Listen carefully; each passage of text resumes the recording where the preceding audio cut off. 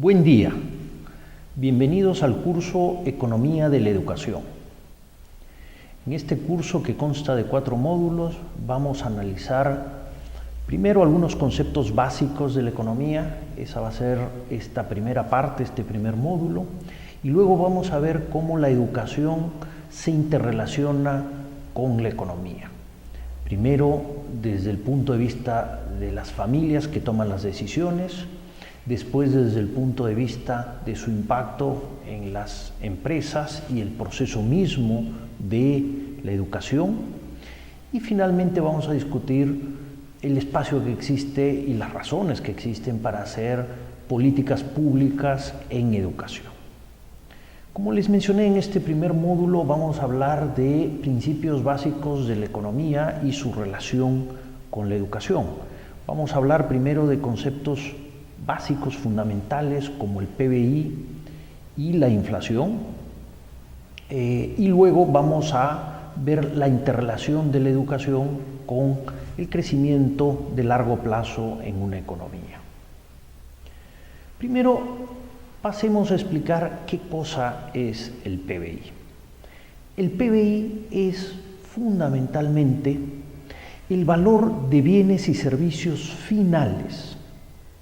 Esto es muy importante, son solo los bienes y servicios finales, no son bienes intermedios, que son producidos dentro de un país. Acá hay un concepto geográfico importante.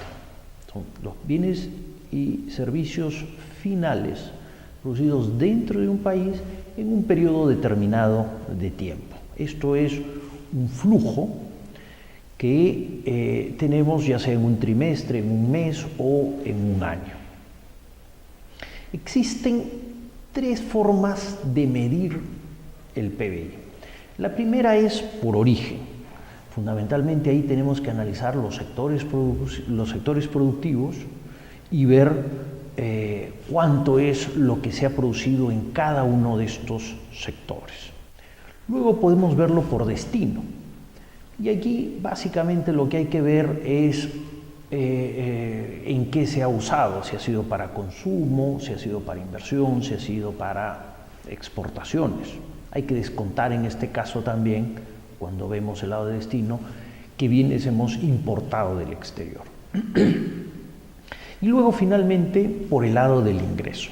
En el lado del ingreso, al final todo lo que nosotros producimos se transforma en renta para alguien, ya sea salarios para los trabajadores, rentas de capital para los propietarios, alquileres, intereses, ¿no? Una serie de conceptos de rentas a factores productivos. Vamos a revisar un pequeño ejemplo para aclarar este concepto del PBI, que es un concepto fundamental en la economía. Vamos a suponer que tenemos una economía que consta de 3 sectores. El sector agricultura, el sector de molinos y el sector de panadería. Por simplicidad vamos a asumir que todo lo que se produce en un sector se utiliza como insumo en el sector siguiente.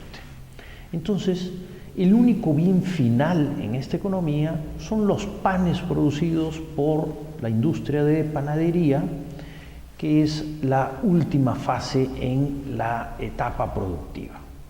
Entonces, en el sector de agricultura, vamos a suponer que existen ventas netas de trigo por 120.000 soles. Se pagan salarios por 50.000 soles, se paga un alquiler de tierras por 40.000 soles y se obtienen beneficios para los agricultores por orden de 30.000 soles. Estas ventas netas, como resalté, es todo el trigo que va a la siguiente etapa en la fase productiva, es decir, a los molinos. Estamos descontando las semillas que tiene que quedarse el campesino para iniciar el proceso productivo en el futuro. Como ustedes ven, es una estructura muy simple. En la agricultura no consideramos, y esto es por simplicidad, otros insumos que puedan ser relevantes, es simplemente la tierra y la mano de obra que se utilizan, y las semillas evidentemente, para generar trigo. No hay precio para el agua, es un esquema muy sencillo. Todo el trigo que pasa a la siguiente fase, cuando entra al molino, va a producir harina. La harina va a ser vendida por un valor total de 265.000 soles. Si a estos 265.000 soles le descontamos los 120.000 soles que estamos pagando por el trigo, tenemos un excedente que van a salarios, y en salarios se usan 70.000 soles, se paga alquiler de local, 25.000 soles, vamos a asumir que se tomó un préstamo, entonces hay que pagar intereses por 15.000 soles y se obtienen beneficios por 35.000 soles. Si uno suma todos estos conceptos más el pago por el insumo, que es el trigo, vamos a tener este precio de venta equivalente a 265.000 soles.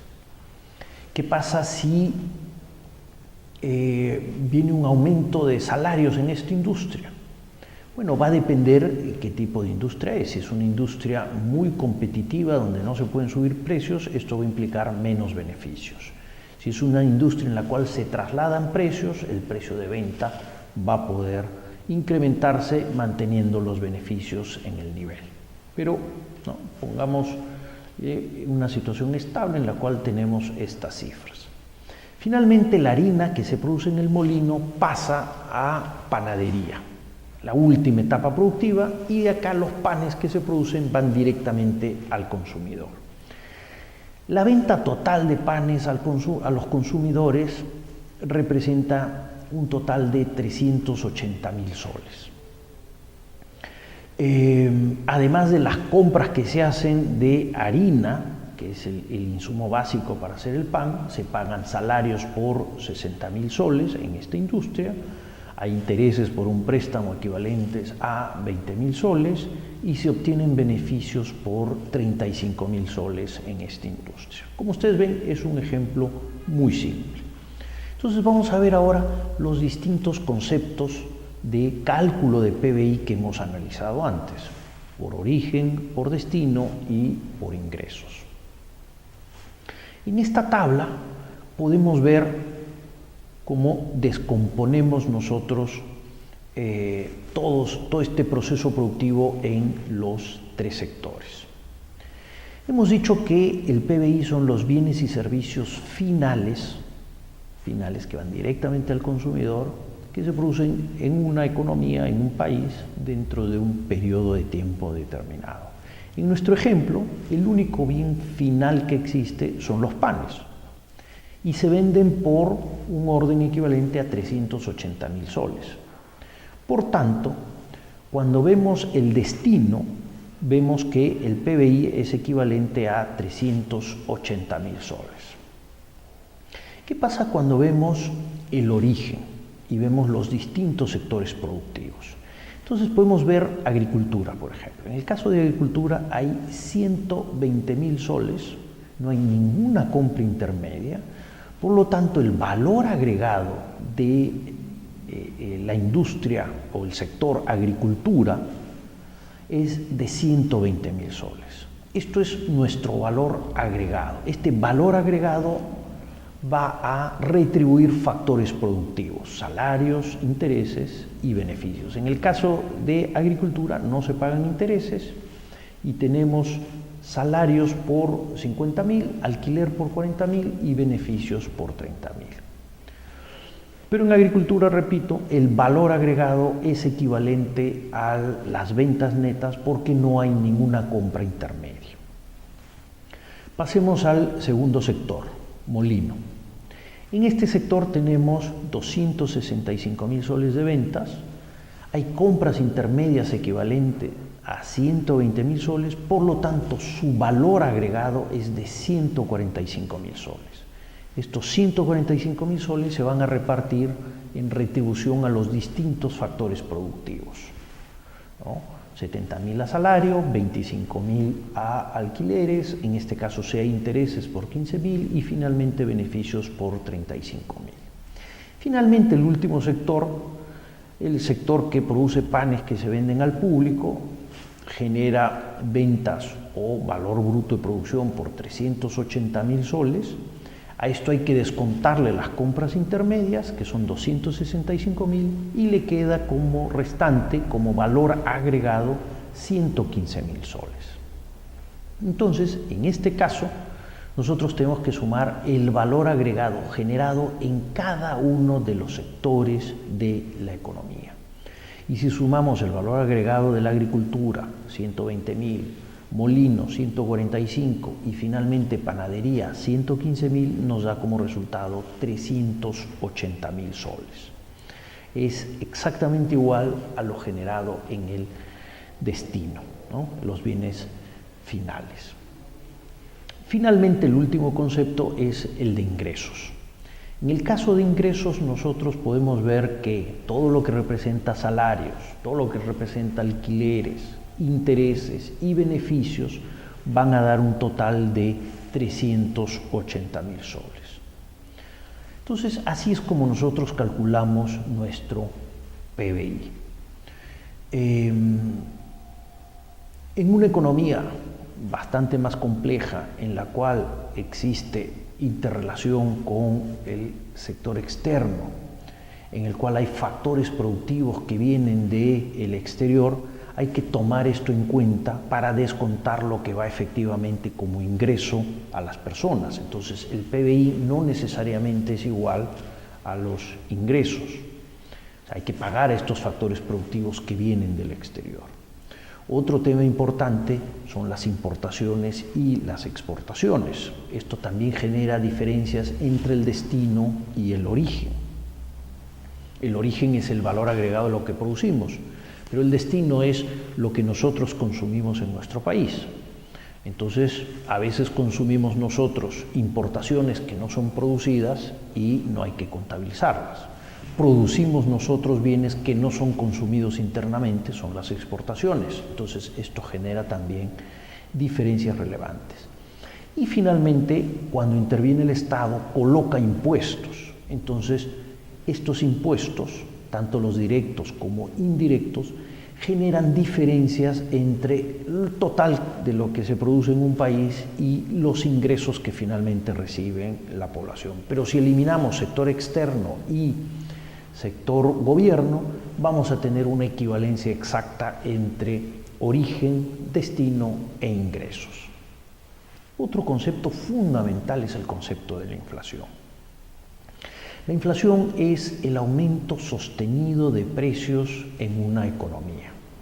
Vamos a poner un ejemplo muy sencillo para que entiendan cómo calcula la inflación el Instituto Nacional de Estadísticas, el INEI.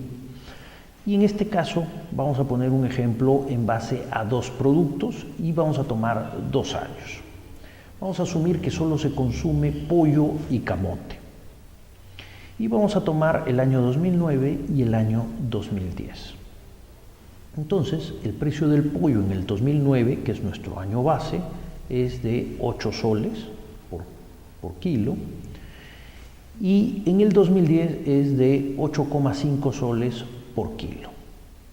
Mientras que el precio del camote en el 2009 es 2 soles y tenemos un aumento de precios en el 2010 y vamos a tener un precio por kilo de 2 soles 50.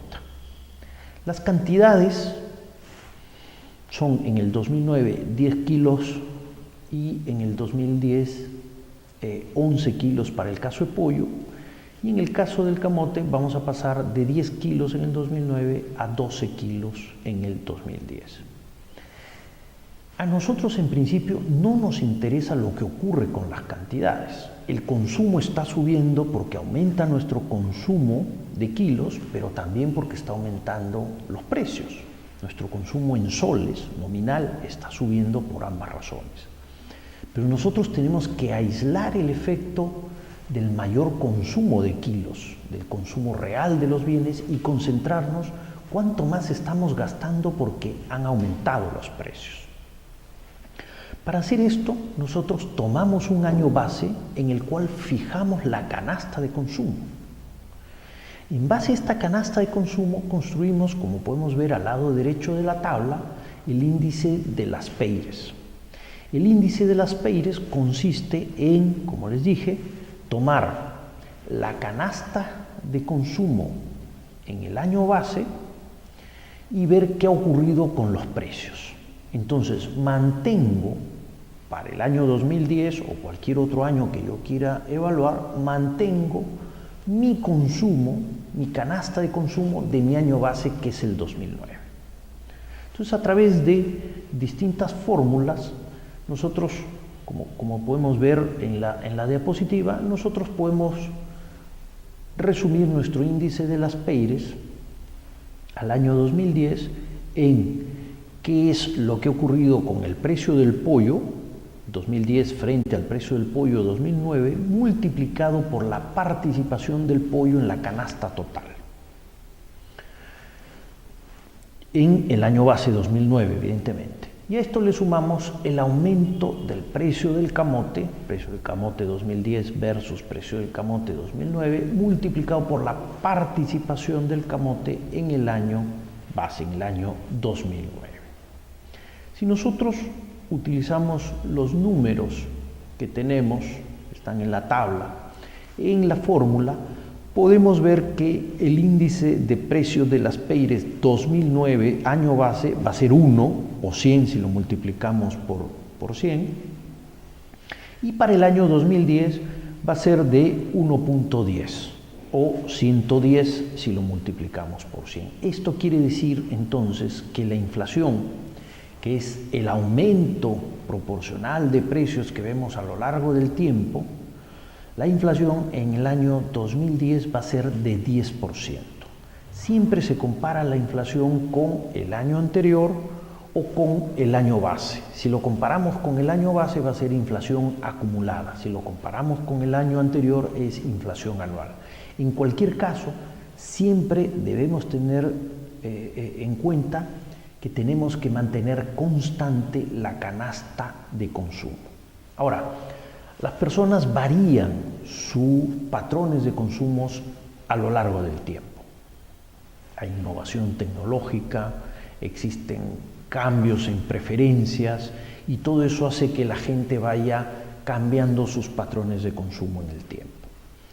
Por eso es necesario que cada cierto periodo de tiempo, lo recomendable es entre 7 y 8 años, se haga un nuevo levantamiento a través de una encuesta general de cuál es la canasta de consumo en un país. Pero mientras no se cambie la canasta de consumo de un país, no se hace esta encuesta, siempre hay que mantener constante nuestro año base para calcular el impacto de los precios. Estos dos conceptos son fundamentales. El PBI nos dice qué tanto estamos produciendo, qué tan bien va la economía, y la inflación nos dice si tenemos estabilidad o no. Economías que tienen alta inflación, como las tuvo Perú en los años de los 70s y los 80s, son economías inestables, son economías que no han logrado estabilidad macroeconómica. Ahora gozamos de estabilidad macroeconómica y por tanto nosotros tenemos niveles de inflación internacionales, ¿no?, de un solo dígito, que ha estado entre 1 y 3% como promedio a lo largo de estos últimos años. Vamos a ver ahora algunos datos de qué es lo que ha ocurrido con nuestro PBI. En este caso les presento en la tabla que vemos en la diapositiva el PBI por sectores productivos, desde el lado de vista de la producción. Esto quiere decir que las cifras que estamos viendo son básicamente el valor agregado que tenemos en el sector agropecuario, el sector pesca, minería y así sucesivamente. Lo que nosotros vemos es, ¿no?, tres años, 2005, 2010 y 2015, vemos una participación del sector agropecuario en torno al 6%, de pesca en 0.52%, relativamente bajo, En minería 13.38%, manufactura 16.18%, electricidad y agua 1.32%, construcción 4.78%, comercio 10.33% y finalmente servicios 47.44%. Esto es más o menos común en economías emergentes. Economías más desarrolladas tienen un menor peso en lo que son sectores primarios, agricultura, pesca o minería, y más peso en servicios o en manufactura, dependiendo de cuál es su especialización, de su nivel de producción. ¿Qué es lo que ha ocurrido desde el 2005 en adelante en estos 3 lustros que estamos analizando? Básicamente lo que vemos es que la variación anualizada de nuestro PBI para el periodo 2005-2010 ha sido de 6.89%, casi 7% de crecimiento promedio en estos 5 años, desde 2005 al 2010. Y vemos que el sector más dinámico ha sido el sector de construcción, con un crecimiento casi de 15% en promedio por año. Esto tiene que ver con el proceso de inversión, como vamos a ver más adelante, tanto pública como privada. Sectores terciarios como comercio, servicios, también han mantenido un dinamismo importante, incluso en promedio por encima del crecimiento global del PBI en estos años, y los sectores primarios han venido por detrás del crecimiento global de nuestro PBI. ¿Qué ha ocurrido en el periodo 2010-2015 como promedio? Lo que vemos es una desaceleración significativa, más de 2 puntos de menor crecimiento por año en este último lustro. Y lo que vemos es una fuerte desaceleración en el sector de construcción. Construcción en este caso crece ligeramente por debajo del PBI global. Y lo que vemos es que en términos relativos hay mayor dinamismo de sectores terciarios. Esto quiere decir que los consumos estuvieron más dinámicos que la inversión en este periodo de tiempo. ¿Qué pasa cuando lo vemos por el lado de destino, por el lado del gasto? Por el lado del gasto, dado que en este caso tenemos una economía compleja con gobierno y resto del mundo, hay que incluir entonces tanto la demanda que hace el sector público, por eso vemos ahí consumo público, inversión pública, y hay que incluir también la balanza comercial, las relaciones con el resto del mundo para calcular nuestro PBI por el lado del gasto. Nuestro Producto Bruto Interno, como ustedes pueden ver, es el mismo. Se descompone fundamentalmente en consumo privado, que representa un 65% del total del PBI. Luego tenemos consumo público con 12%, la inversión un 20%, tanto inversión pública como privada, y la balanza comercial es relativamente pequeña porque es el neteo entre exportaciones e importaciones. Lo que nosotros podemos ver en términos de tasas de crecimiento como promedio anual en estos periodos de tiempo es básicamente un fuerte dinamismo de demanda interna en el periodo 2005-2010, con un crecimiento de 9.51% de demanda, fundamentalmente concentrado en inversión total, tanto pública como privada.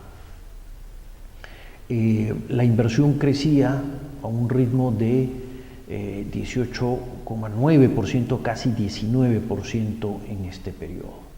Fíjense lo que ocurre en el siguiente periodo. El promedio anual de crecimiento para el 2010-2015 de la inversión se desacelera de casi 19 a 5,4%.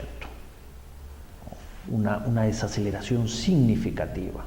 mientras que el consumo público empieza a crecer de manera significativa en términos relativos y pasa de 7.13% como promedio en el periodo 2005-2010 a 7.81% de crecimiento anual en el periodo 2010-2015.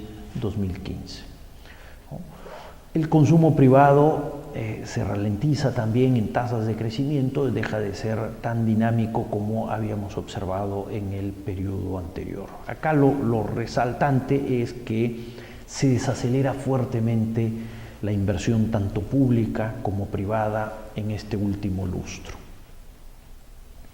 Respecto a la inflación, nosotros vemos que nuestro IPC, que es el índice, ha mantenido una tasa de crecimiento a lo largo del tiempo y que la inflación, que es la variación porcentual de ese índice año contra año, ha tenido cierta volatilidad.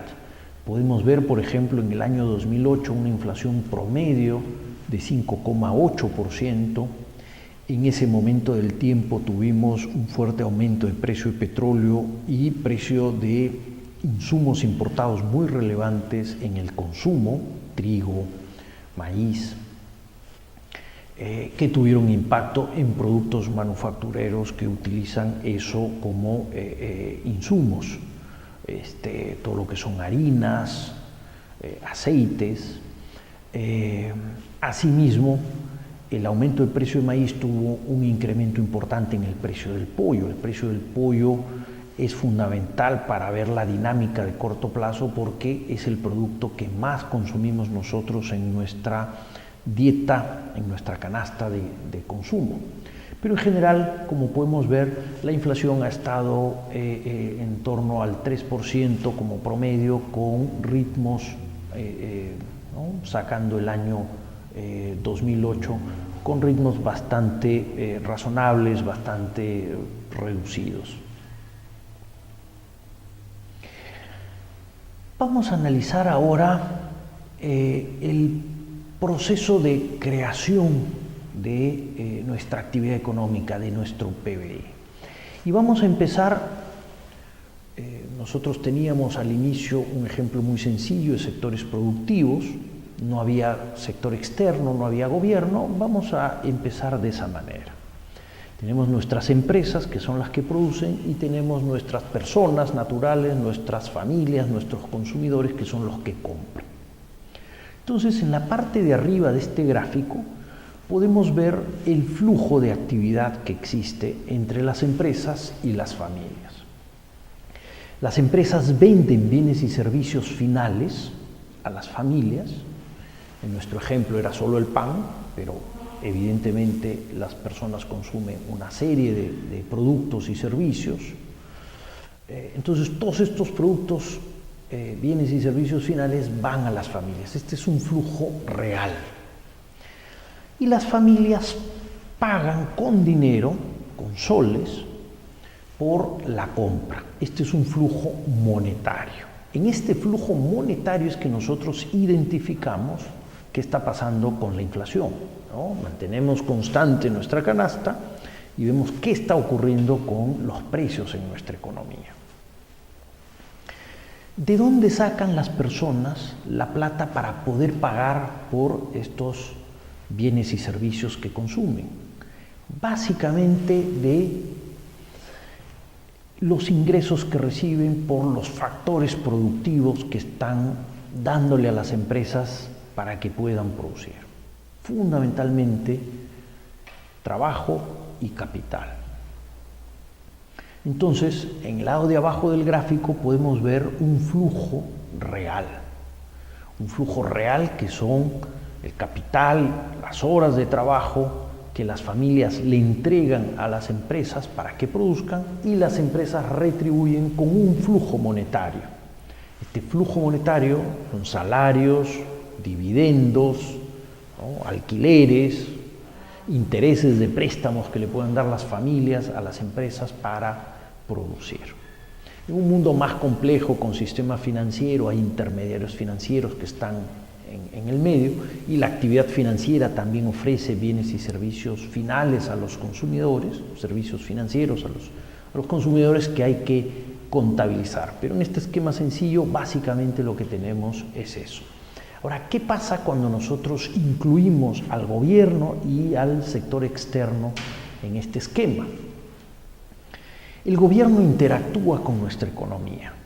Es necesario que el gobierno ofrezca bienes y servicios que el sector privado no puede hacer.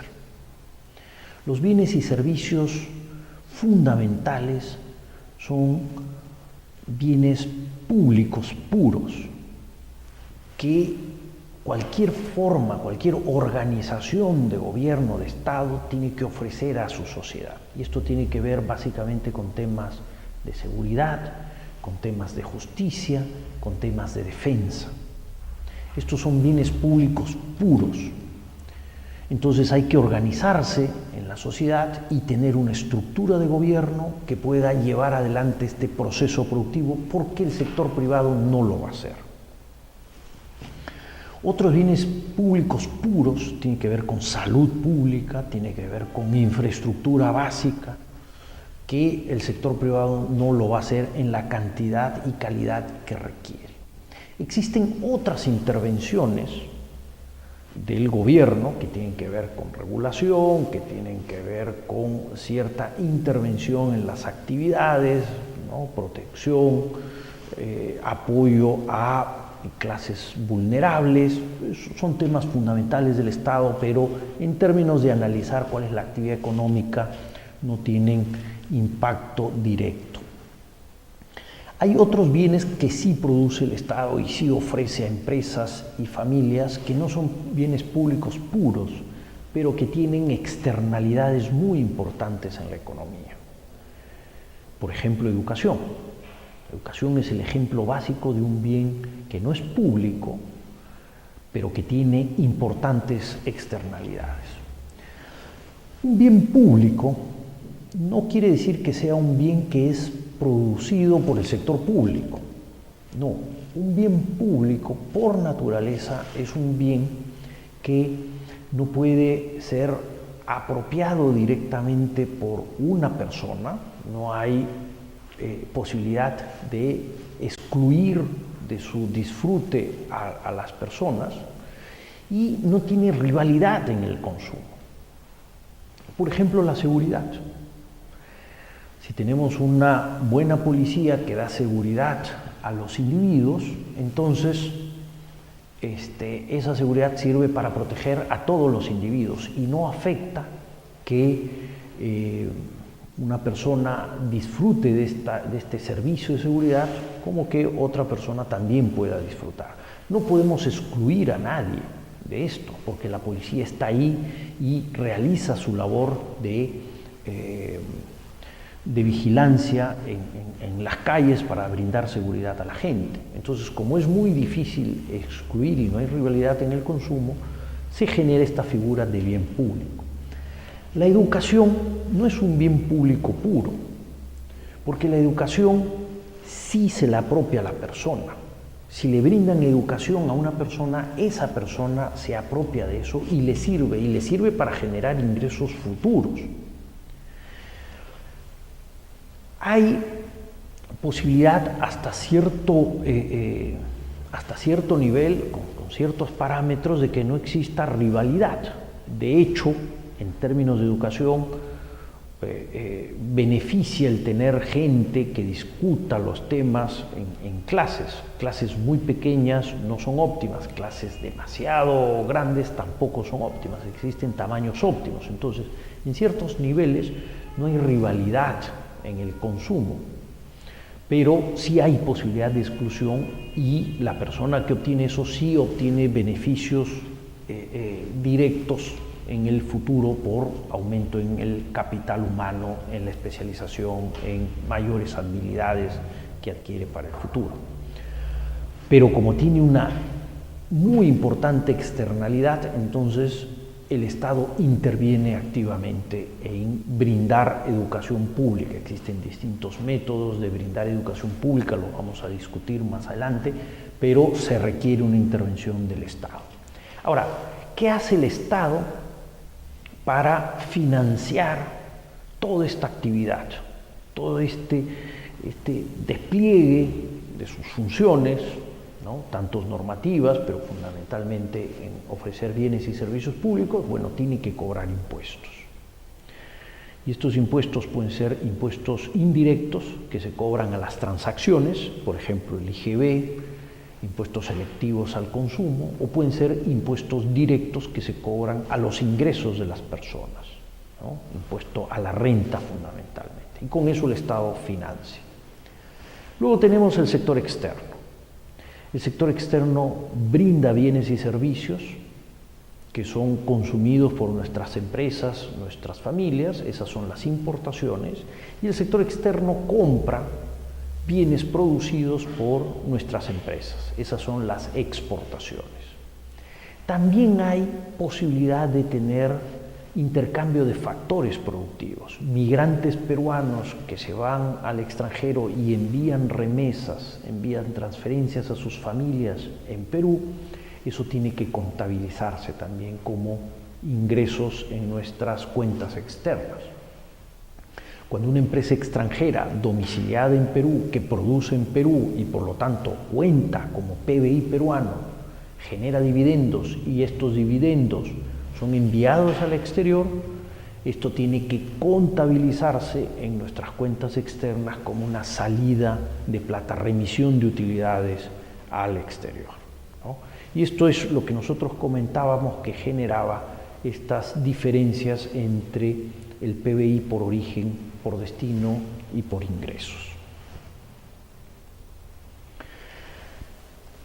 Nosotros hemos dicho que el PBI es la variable fundamental y que este PBI nos mide qué tan bien va nuestra economía.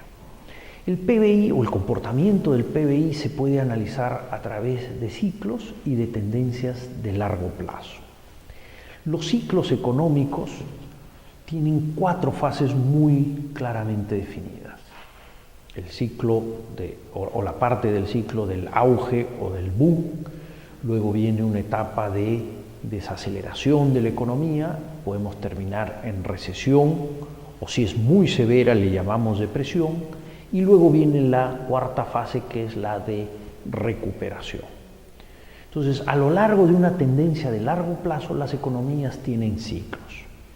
Los ciclos pueden ser por factores que no podemos controlar, temas climatológicos o crisis externas, o puede ser por factores internos que sí controlamos. Por ejemplo, un exceso de gasto público va a generar un boom en su primera fase y luego cuando la economía no puede sostener ese ritmo de crecimiento del gasto público, se ha acumulado una gran deuda en el sector público y se tiene que recortar el gasto público, pasamos a una fase de desaceleración de la economía, ¿no?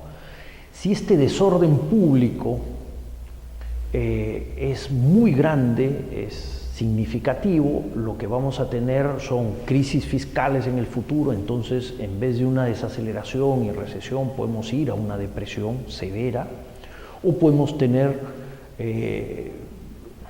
fases de alta inflación o hiperinflación, como nos ocurrió a nosotros a finales de los 80s, que luego generan un menor crecimiento por mucho más largo plazo porque destruye las posibilidades de inversión en una economía. En nuestro caso reciente nosotros hemos tenido 2 crisis externas que generaron ciclos económicos de corto plazo en el Perú a finales de los 90, la crisis rusa y la crisis brasileña generó una salida de capitales, problemas financieros que generaron una caída en la inversión pública y privada, fundamentalmente privada, en nuestra economía y eso motivó una desaceleración. Luego vino la fase de recuperación hacia el 2003-2004, después tuvimos fuerte crecimiento.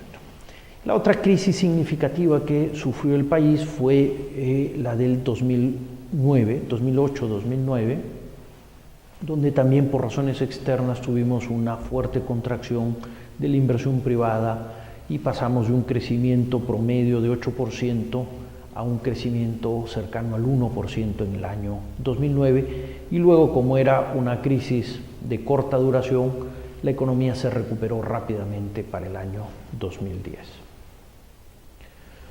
Si nosotros vemos la economía peruana desde los 70s en adelante, podemos notar varias fases de crecimiento. Primero podemos notar un crecimiento, que es esta línea azul. Es un crecimiento en los 70s lento, fundamentalmente motivado por alto endeudamiento. Hacia finales de los 70s la posibilidad de seguir creciendo endeudándose desaparece y nuestra economía, como podemos ver en las barritas, en la parte de arriba del gráfico, estas barritas que son las tasas de crecimiento por año, ¿no? Mientras que la línea azul es el nivel del PBI. Este fuerte endeudamiento en los 70, si bien generó la mayor parte de la década algún nivel de crecimiento, generó luego en los 80, inicios de los 80, una severa recesión en nuestra economía porque las posibilidades de seguir endeudándose desaparecen, viene un ajuste internacional importante y entonces empieza la necesidad de repagar la deuda.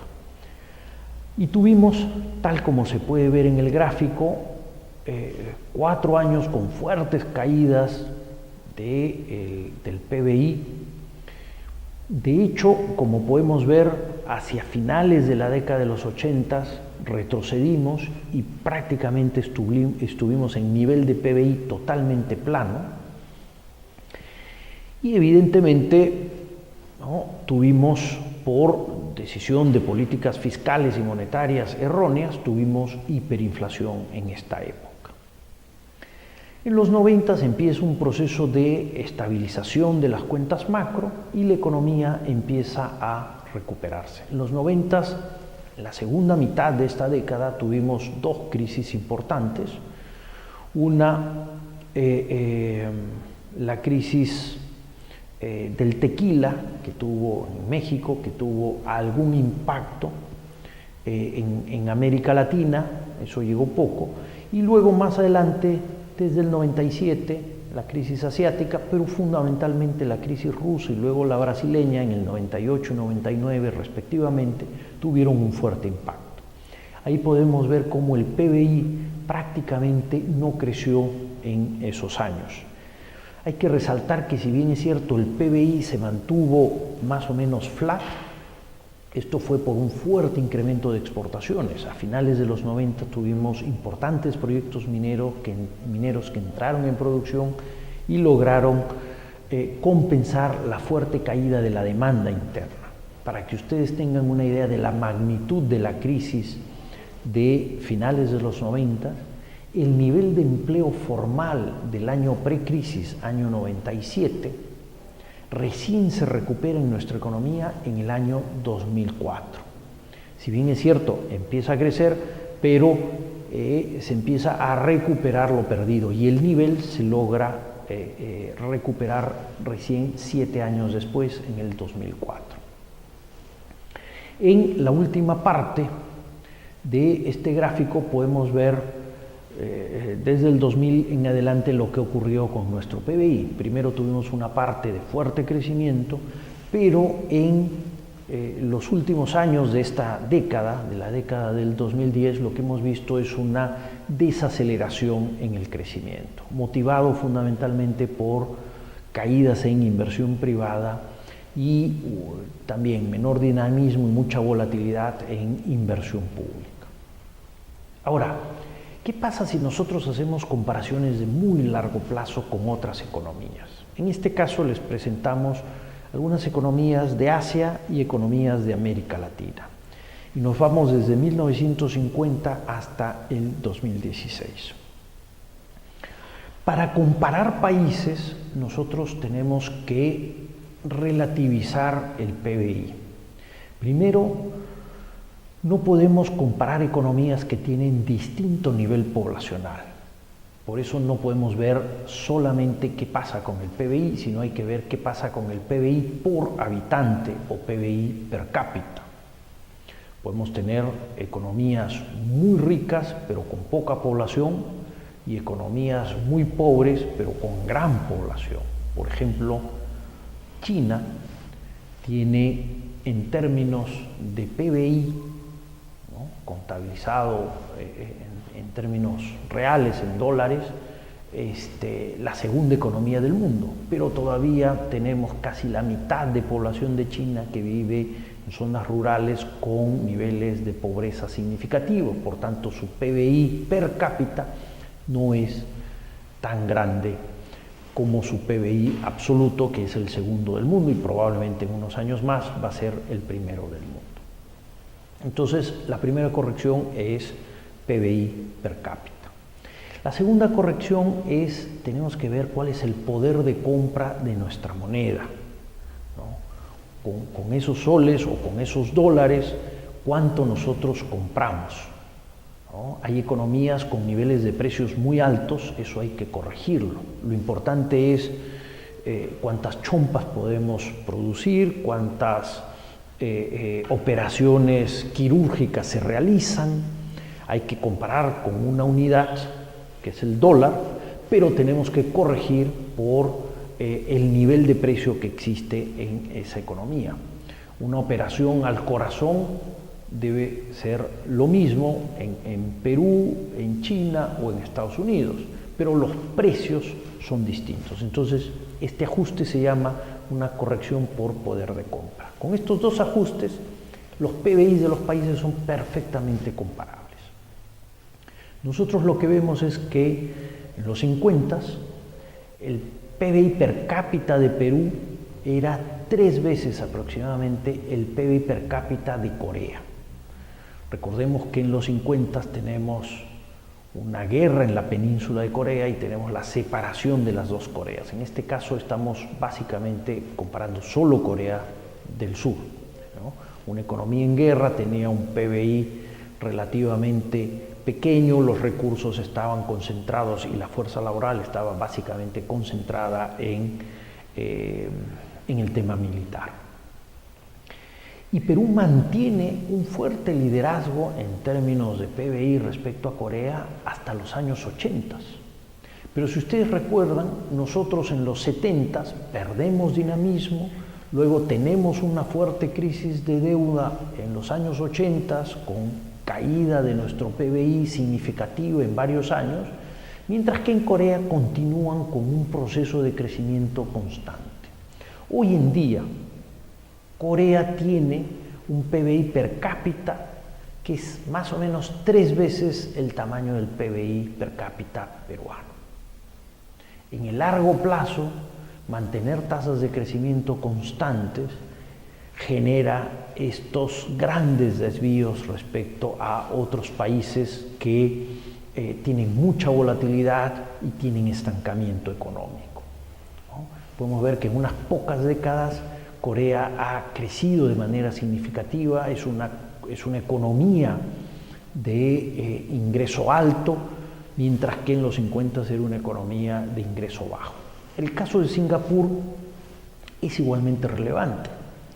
Hasta mitad de los 60 tenía un PBI per cápita comparable al peruano. Sin embargo, hoy en día su PBI per cápita es más o menos 6 veces el nivel del PBI per cápita peruano. También una economía que crece de manera consistente nos genera estos grandes desvíos en periodos de tiempo largos. ¿Cómo impacta? Y aquí no vamos a hablar del ciclo económico, vamos a hablar del crecimiento a largo plazo. ¿Cómo impacta la educación en el crecimiento? Básicamente nosotros tenemos, si ustedes recuerdan los gráficos anteriores, las diapositivas anteriores, nosotros tenemos que se producen bienes y servicios, y este aumento es lo que llamamos crecimiento, por factores productivos, trabajo, capital, tierra, agua, y por la combinación más o menos eficiente de estos factores productivos.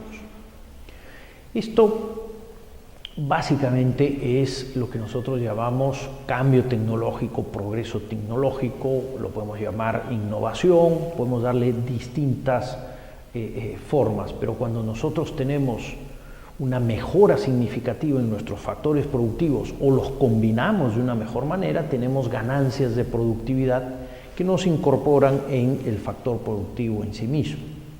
Entonces, acumulación de factores, mayor inversión, mano de obra más calificada o más mano de obra, junto con innovación, progreso tecnológico, generan el crecimiento económico de largo plazo. ¿Qué nos va a llevar a progreso tecnológico, a mayor innovación? Básicamente, difusión de tecnología, investigación, capacidad de poder financiar desarrollos tecnológicos, todo el mismo proceso de innovación que puede ocurrir en un país. Eso nos lleva a aumentar la productividad con tecnología. En el lado de los factores productivos, la educación y el adiestramiento de los trabajadores tiene un fuerte impacto en capital humano. Esto va a generar también aumentos en la tasa de crecimiento de largo plazo porque tenemos un factor más cualificado, tenemos un factor laboral mejor adiestrado que tiene impacto sobre el producto, ¿no? Podemos hacer mejores cosas, podemos hacer más cosas. Hay un efecto indirecto también de la educación sobre la innovación, sobre el desarrollo tecnológico, y es básicamente que si tenemos mejores ingenieros, tenemos masa crítica de ingenieros, de investigadores, vamos a poder llevar adelante estos procesos de desarrollo tecnológico, ¿no? Vamos a poder invertir y tener el capital humano para hacer investigación y desarrollo tecnológico en nuestros países. Evidentemente, para que tengamos estos cambios en educación, en adiestramiento, requerimos instituciones y políticas económicas sólidas, requerimos un buen ambiente empresarial para que se pueda realizar inversiones, que no existan grandes costos de transacción a la hora de invertir, una cultura que promueva la innovación, que promueva la competencia, y factores geográficos también son muy relevantes para ver el crecimiento en los países. Pero fundamentalmente la parte de las políticas, y en este caso, en este curso, vamos a hablar de las políticas de educación. Les comentaba anteriormente que la educación tiene importantes efectos en otras áreas de nuestra sociedad, de nuestra economía. Eso se llama externalidades. Y por eso es que el gobierno debe intervenir en el sector educación. Las externalidades son de dos tipos. Pueden ser negativas o pueden ser positivas. Cuando las externalidades son negativas, esto requiere que el Estado intervenga, por ejemplo, a través de un impuesto, por ejemplo, a través de cierta regulación que obligue al que produce la externalidad, una contaminación del medio ambiente, a eliminarla. En el caso de externalidades positivas, se puede dar un subsidio, se puede intervenir fomentando que el sector privado tome decisiones de mayor consumo de esto porque genera un impacto que beneficia al resto de la sociedad. Nosotros podemos ver estas externalidades que tiene la educación tanto en el mundo productivo como la parte social y cultural, ¿no?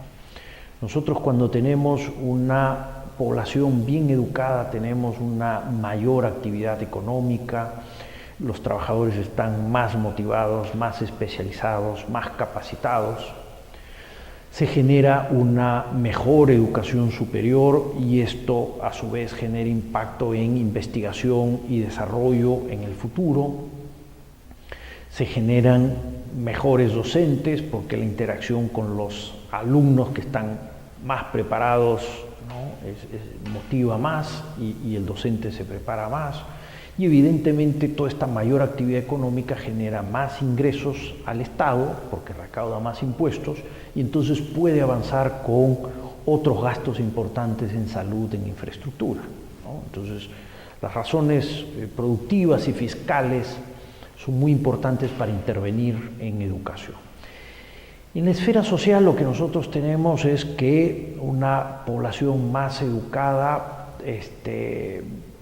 genera un nivel de compromiso y de cohesión social más alto. Hay una mayor involucración del individuo con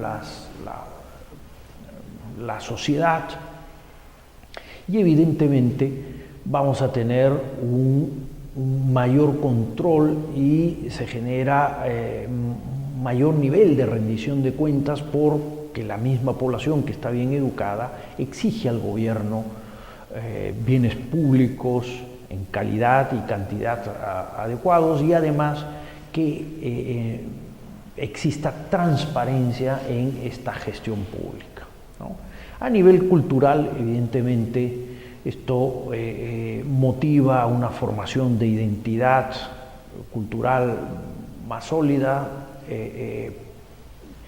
se generan posibilidades de poder aprovechar y aceptar más las diferencias culturales que puedan existir en una sociedad, y esto abunda en mayor cohesión social. La cohesión social, el capital social, es fundamental para poder implementar políticas e instituciones que promuevan el crecimiento en el largo plazo. Para terminar, vamos a ver en el esquema que presentamos anteriormente cómo impactaría la educación o cómo juega la educación, ¿no? En el segundo módulo de este curso vamos a analizar el impacto de la educación en las familias, cuáles son las decisiones que toman las familias, cuál es la racionalidad atrás de esto, ¿no? Entonces las familias van a demandar servicios de educación. Estos servicios de educación pueden ser públicos, pueden ser privados, pero las familias toman decisión. ¿En función de qué? Fundamentalmente de sus niveles de ingresos. Y esta es la parte que preocupa, porque como vamos a ver en el módulo 2, nosotros podemos tener una